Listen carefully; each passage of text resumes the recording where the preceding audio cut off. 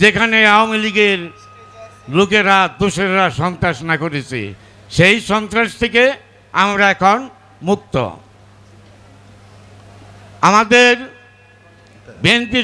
বিএনপির চেয়ারম্যান বা চেয়ারপারসন তারেক রহমান তিনি নির্দেশনা দিয়েছেন তার দলের প্রতি যে আপনারা আওয়ামী লীগের মতো কোনো কাজ করবে না।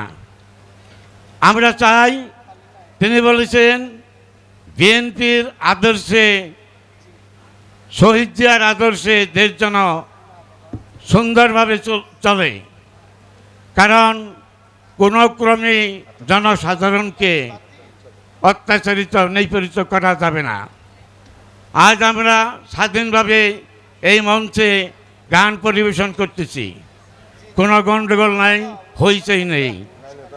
আমরা যখন এই কমিটি গঠন করি তখন বিএনপির সংগ্রামী নেত্রী মানিকগঞ্জের আফরোজা খান রিতা তিনি বলেছেন আপনারা যারা আওয়ামী লীগে ছিল এবং আওয়ামী লীগের নিয়ন্ত্রণে যে কমিটি হয়েছিল, আর এই বর্তমান কমিটিতে সেই সব দোষর যেন থাকতে না পারে, আপনারা শুধু বিএনপির লোকদের কমিটি গঠন করবেন।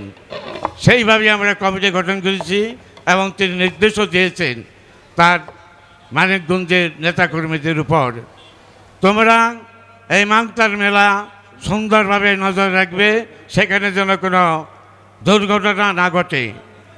তাই এই বছর অন্যান্য বছরের চেয়ে অনেক সুন্দরভাবে চলছে মাজার শরীফের অনুষ্ঠান। কোনো দুর্নীতি নাই, কোনো গণ্ডগোল নাই, হইচই নাই।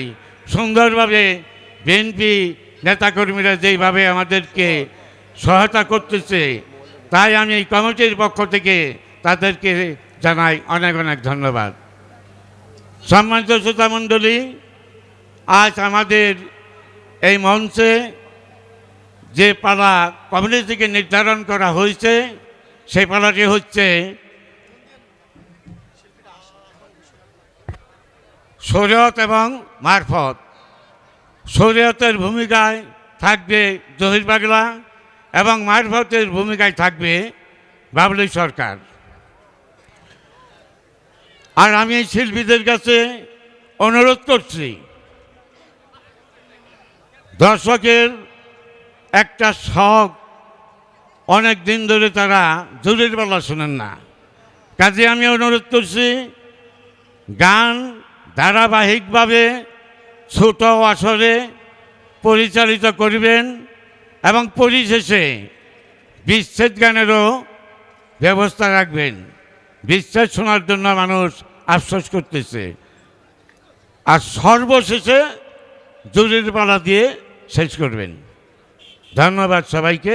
খোদা হাফেজ। বাংলাদেশ জিন্দাবাদ। তারেক জিয়া জিন্দাবাদ। আফরোজা খান রিতা জিন্দাবাদ।